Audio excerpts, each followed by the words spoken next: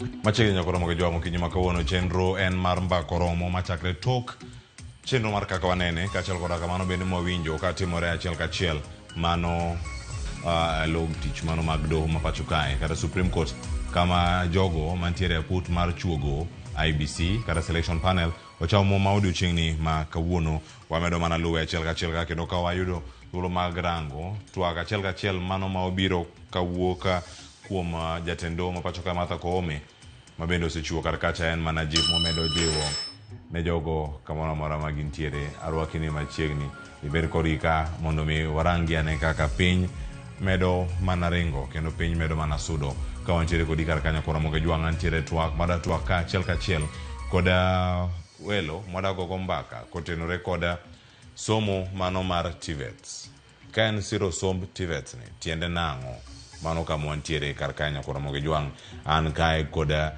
Eric Wasonga ma en jata chenro mano e kar tiegruok mabiro wacho ni en kaka TVET mano mar KCT wan kode achiel kachiel e studio marwa ma Nairobi ka achiel koda kamachielo madhido thuolo mar twak godo mano Chief Principal mano mar Siaya Institute of Technology wadhi bedo kode ka achiel kachiel kale yor Zoom ang'o konwa ka bende paro mopogore mantie to sani wan ka kod wendo Eric Wasonga wana chako do twak achiel kachiel ka moswa hawi mariga manyien ka wantie kode kar ka wachako chenro oyawre kendo machiegni mbako romo kinyi ma kawuono Eric. Erokamano Cleophas.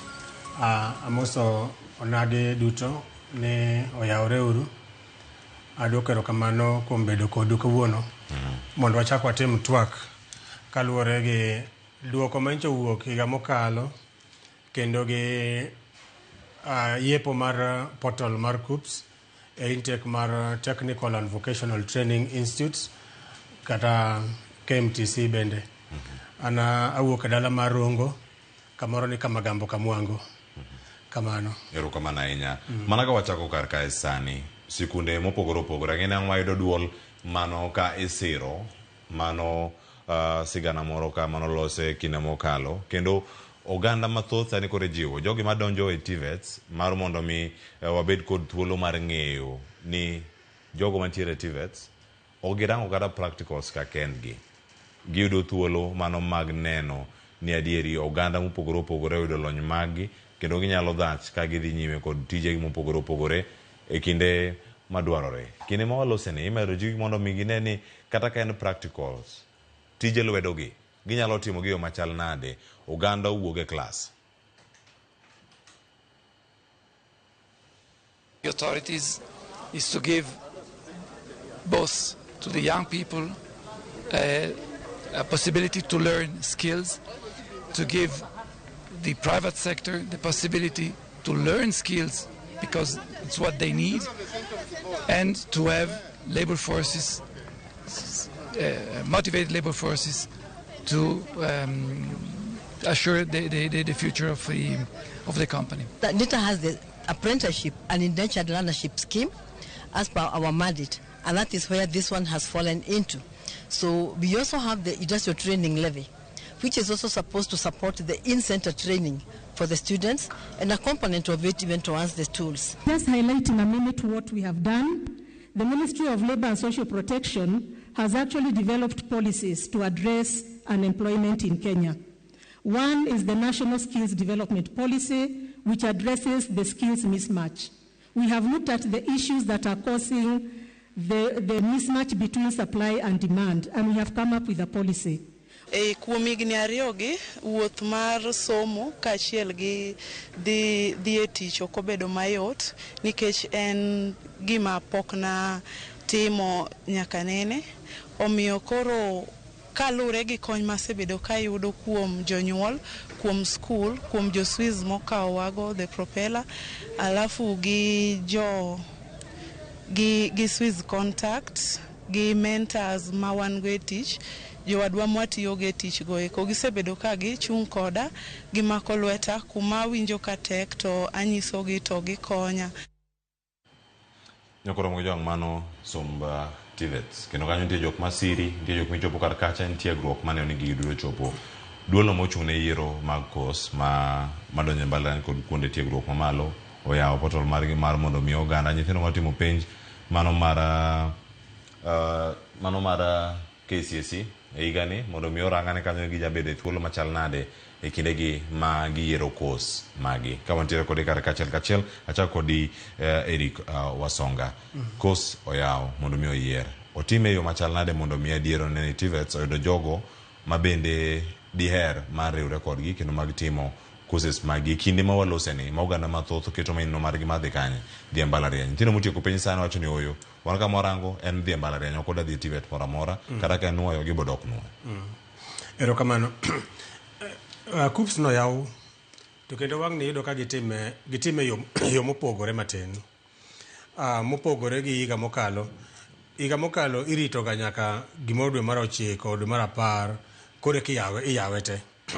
Lakini sani neno ka gitime in phases. Koro phase mokwongo okwongo yawe ne KMTC colleges gi Technical and Vocational Training Institute. To kendo yudo ka KMTC colleges Kenya kae gimedore mangiso ni there is a lot of interest e nyithindo mang'eny madwa timo courses mag medical. Higa mokalo ne gin 87, higa ni aneno ka koro gichopo gimoro 90. TVET colleges ma Kenya kae be aneno kochopo gimoro 260, mano different Technical and Vocational Training Institute. To gima duong' nitie nyathi manyocha gombo ni mondo odhi e mbalariany. To mana kaka duoko en duoko. Samoro ok inyal laumo nyathi. Ne en gi expectation ni odhi kalo penj, to penj odhi owuok ne ataro. An adwa nyiso jonyuol ni duoko mane nyathi oyudo, unless nyathi ofil ni nitie kama nyocha nitie ng'ikruok moro ma en go, to en ga dieri ni kata kodogo omo, odogo nuoyo, to dhi score grade mano dwaro cha, tinyalo yiene mondo dhi otim. Lakini ka nyathi ma ong'eyo ni an regardless of the grade mayudo, ayie adwa chake gi piny kore ka dhi malo. Cleophas wan gi gimoro ni gorofa. Nyathi ka ng'ato dwa dhi e gorofa, idwa dhi e gorofa mar 3. Nitiere yore 2 minyalo idho go gorofa. Inyalo idho gorofa kitiyo gi lift, kata inyalo idho gorofa kitiyo gi stair. Koro nitie ng'ama ne happy obedo maber, kata ng'ama no perform maber ma otiyo gi lift direct to mbalariany. Nitiere ng'ama ne happy obedo maber ma koro chuna nyaka nyon stairs one by one mondo chope 3rd floor. Mage jok ma koro wadware TVET ka e. Regardless kamichake, nitie jok manyalo chako gi artisan courses, ma en ga 1 year. Artisan gichalo gi jok matimo bridging, mano between E and D-, or maybe a class 8 dropout. To wacho ni adwa dhi timo nek, to an gi lek mondo an be achop malo kama jowadwa nitie ka. Nitie jok ma koro donjo gi craft certificate courses, jok ma yudo D plane and D+. Mano ng'ama biro timo certificate course to ochako dhi otimo diploma course for another 2 years. Nitie ng'ama dhi donjo diploma direct, oyudo C plane, to kanye manyicha ok entie, samoro en ja B-, samoro ja C+, to owango kia C plane. Mano ng'ama chako gi diploma direct. To kotimo diploma no, onyalo idho ngas, motim training mare, modhi mbele. Koro pod nitiere geno pod nitie ne ng'ata ma nyocho ok odhi maber. Koro TVET ka e platform ma sani ginyalo chako go. Kamano. Kama gida chako karka, nikech iwacho ni geno kachiel koda ka lek mane gintiere godo, moko nyalo wacho ni omodho pi kata onimo. Geno manyien ni giyude yo machal nade. Bende nitiere gigo equipment madwarore e TVET wa mapacho ka manyalo miyo ng'ato wachne adieri wachak gi TVET kaka idho malo, nikech education system maro wanya wacho ni gombo nitie, samoro labs gi maonge, samoro workshops gi maonge. Onego tim gi yo machal nade mondo ne adigin bende gi attract jogo ma ginyalo bedo kar kacha, to bende yud tiegruok mong'ith mana kaka iwacho ni ero moko nitiere mbalariany, to mano luoro ma pondo nyalo bedo ni onge e TVET. Gimatimore gi equipment mag colleges depend from one college to the other. And the fact mantie ni yudo ka as much as no one public TVET colleges, but the facilitation kata kaka colleges gi obedo furnished gi equipment, yudo ka for example kamantie KCT Silly campus, One so many equipment because a private TVET institution gima odwangiyo ni nyithindo gi oyudo gima gidwaro compared to to public TVET institutions manyaka grit funding maybe from the government. Amor gi the Swiss government kaka gigolo nyathino jok mane owuok e TVET go gi empower gi tiyudo ka colleges ma omaka gi Swiss kata kaka koro wan gi World Vision. World Vision ka support nyithindo to o make sure ni kamotere nyithindo nigi equipment ma nyathini kowuok kanyo to ong'eyo gima otimo fully. Ineno colleges gi nyathi ka donje technical and vocational college to onego make sure ni odhi kama embe oyude opportunity ma embe onyalo mako onyalo timo gima jowetegi timo. Ido ka nitie kuonde moko ma nyathi odhi e technical college to gichunga oneno ka jomoko timo okobed gi opportunity mar mako gigi kata ken plumbing okonyal kana matimo kata mana piping gik machalo kamago. Koro how to furnish the technical and vocational training institutes in Kenya ema pod wan go gi problem from the government side. As much as the government is doing well, yes, they are promoting TVET education.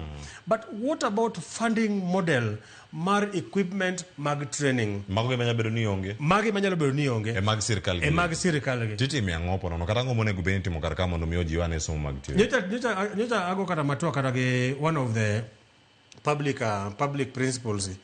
Ongizani the moment ma ibi migi funding ma kagi request for equipment midwaro to nyithindo ginyalo yudogi ginyalo timo proper hands-on skills, then the teachers or the instructors in these public institutions, they become serious, not that they just teach because they are employed by the government.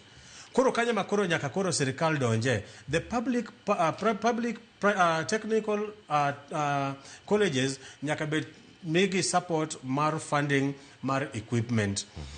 Then kama koro chaka bire en iyudo ni oyawo KUPS. Koyawo KUPS to the private institutions gin ok migi funding, ok migi KUPS admissions. Why? To iyudo ka seche ma ok migi KUPS admission, nyithindo dhi flood in the public vocational training institutes compared to private vocational training institutes. Koro ikuda ka nitie disparity in terms of overflooding in this other part, yet the other part nigi the same equipment and kata king'iyo fee margi are equally subsidized. Koro onego beni ka sirikal dwani mondo all the 260 TVET institutions ogol product or produce nyithindo are good in the market, are ripe in the market.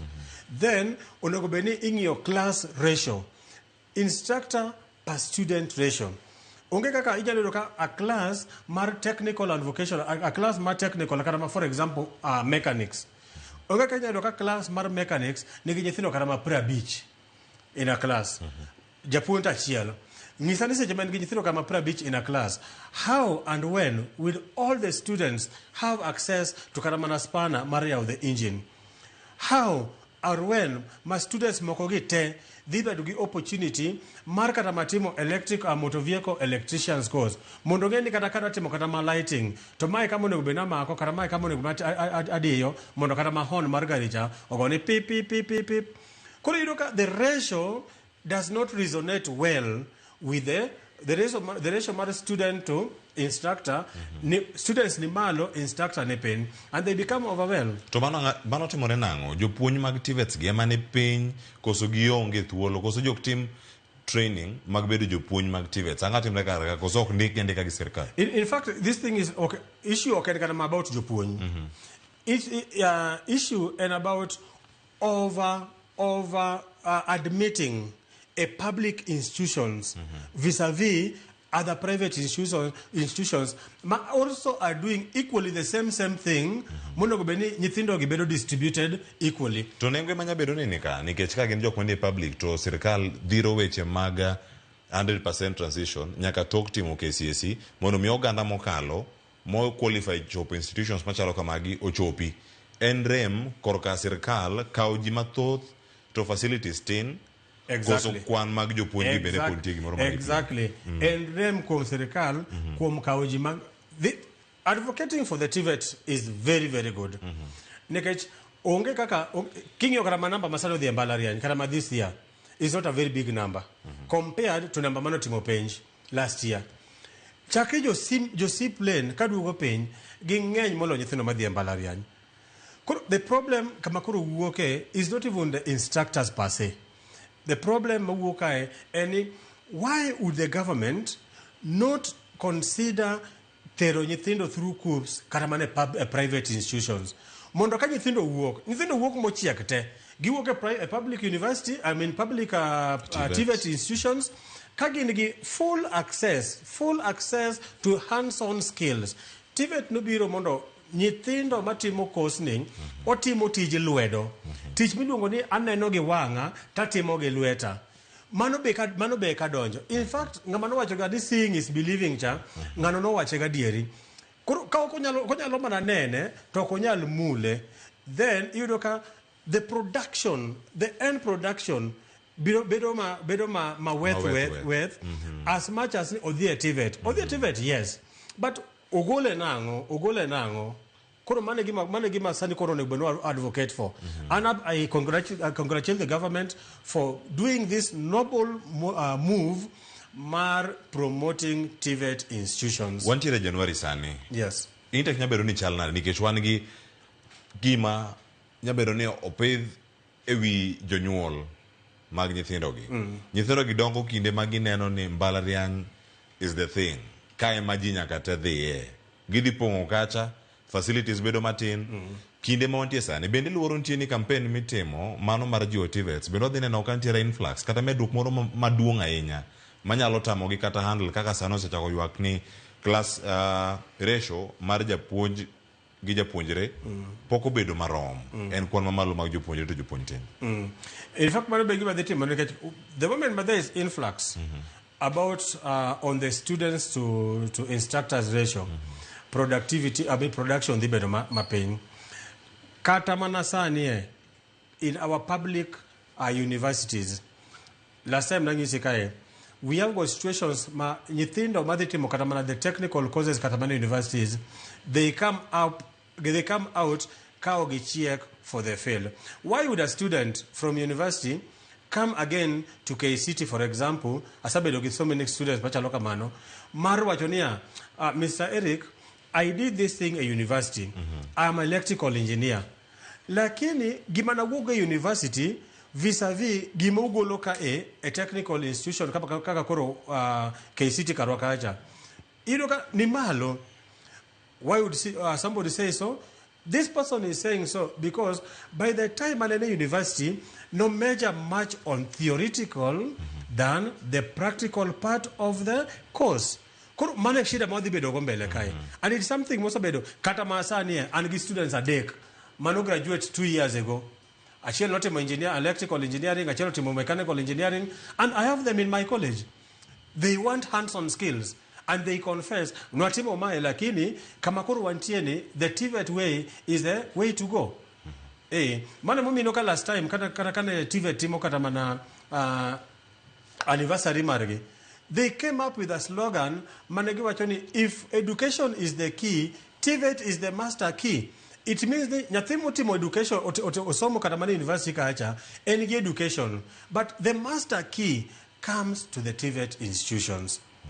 And by the way, most employers ng'iyo sani jok motimo the technical courses TVET colleges compared to jok motimo technical courses mbalariany. Because half baking koro mane gima timore Cleophas. Half baking kae nikech en thuolo ma oganda yudo mag dhi e kuondegi mag tiegruok. To sani thuolo ma oyudo mar bedo e portal mano mar COOPs. Kendo oyudo nyaka moko mantiere kor gwenge. Kata un bende untie kata kaka mag jigiwegi, kata mag sirkal. Onego wabed ka gi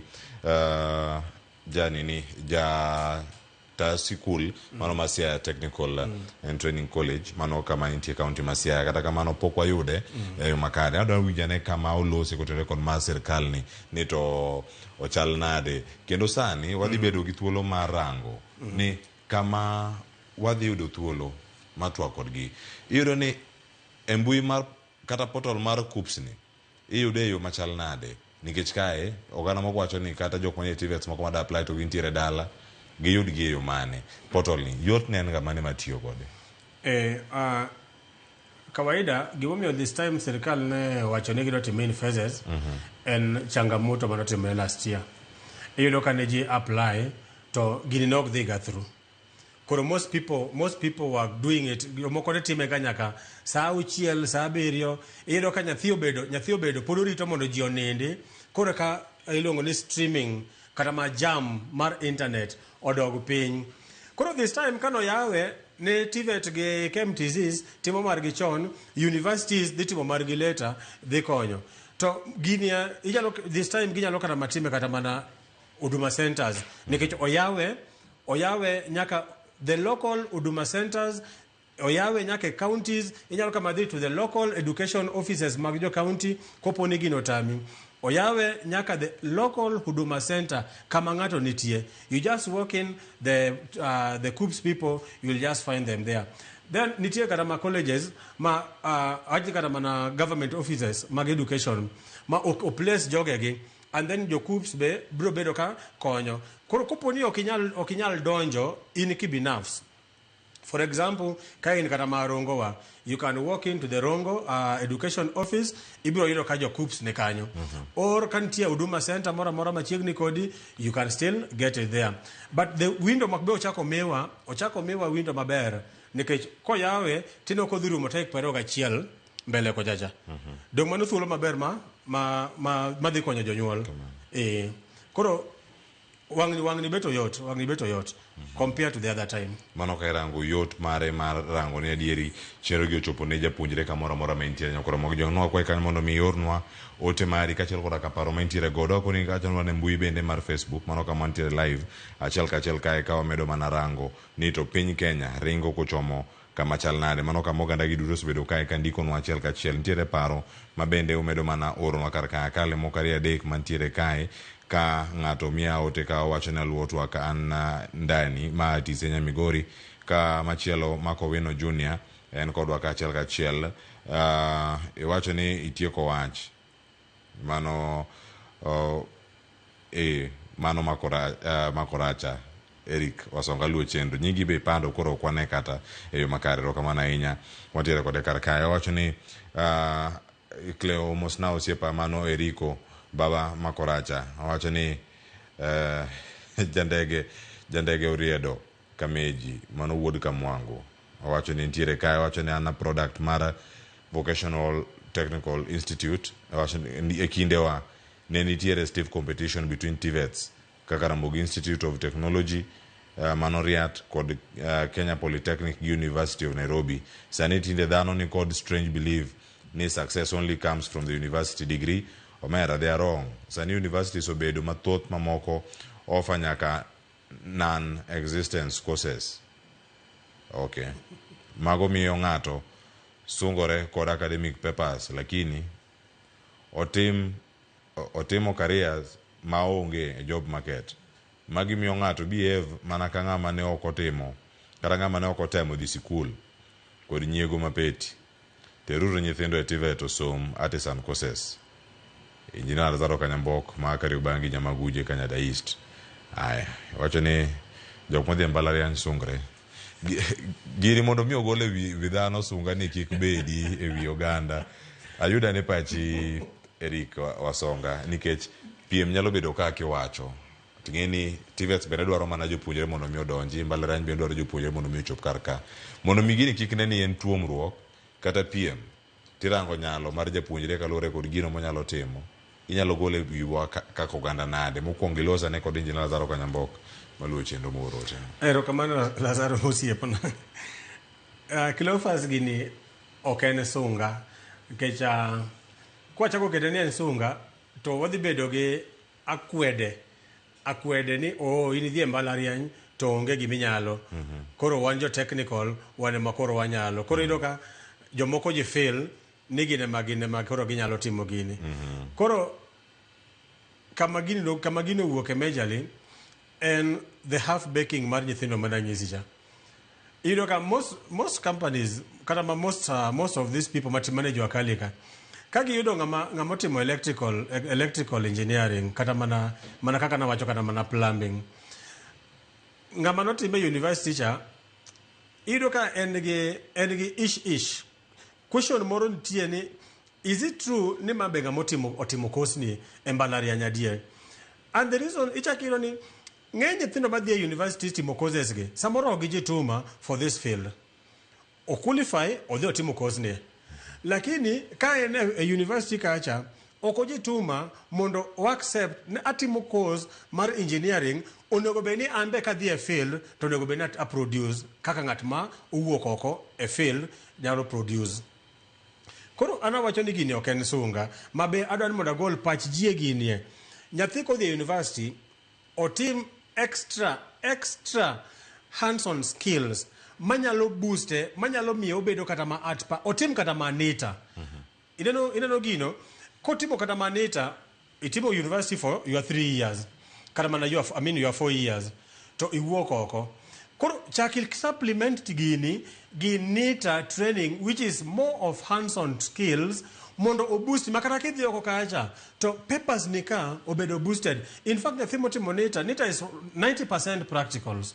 Nita chalgi artisan 90% practicals, like 10% in theory. Koro ido kaka makoro ibedo gi that knowledge.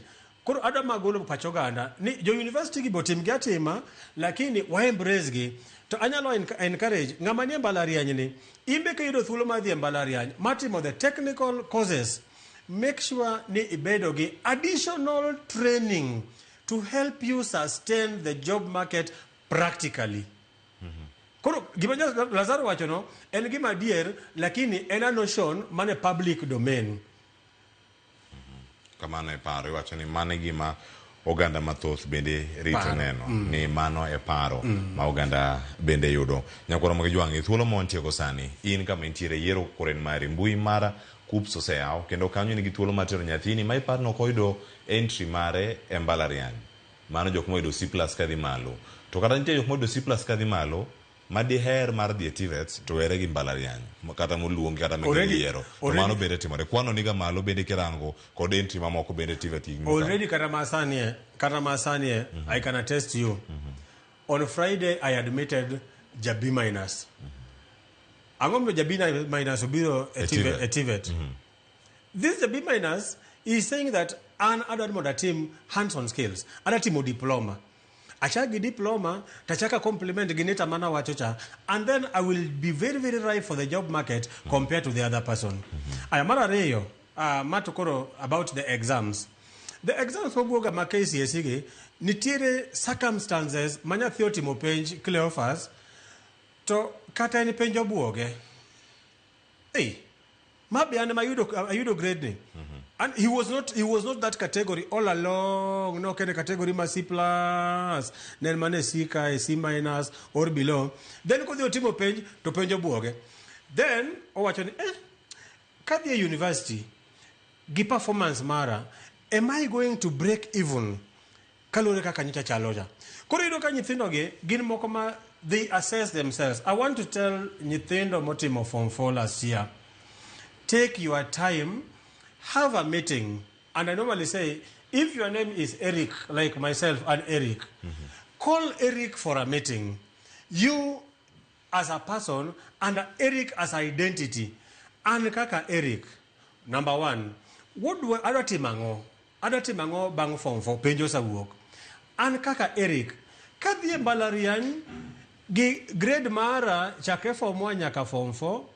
Gika the technical college, adhi atimo diploma, where am I going to be successful? Maradek, an kaka Eric, ere menta moro manyalo dhire mondo adhi awuo kode mondo ngisania, Eric, the team kama follow this route mondo anbe abedgi successful route in my life. That inner meeting dhi konyo nyithindo gi for a long time. Make decision. Nyithindo ge crash wan gi thuolo. In fact, KUPPS otimo maber nikech ngata mancha oyudo C+ and above omie thuolo seche ma jo technical gi pod kauji. you can decide adhi a technical samika ojini or arit KUPS mbele kacha seche makoro KUPS mag universities kauji. To kadhi timo KUPS seche adhi apply KUPS seche ma universities kauji.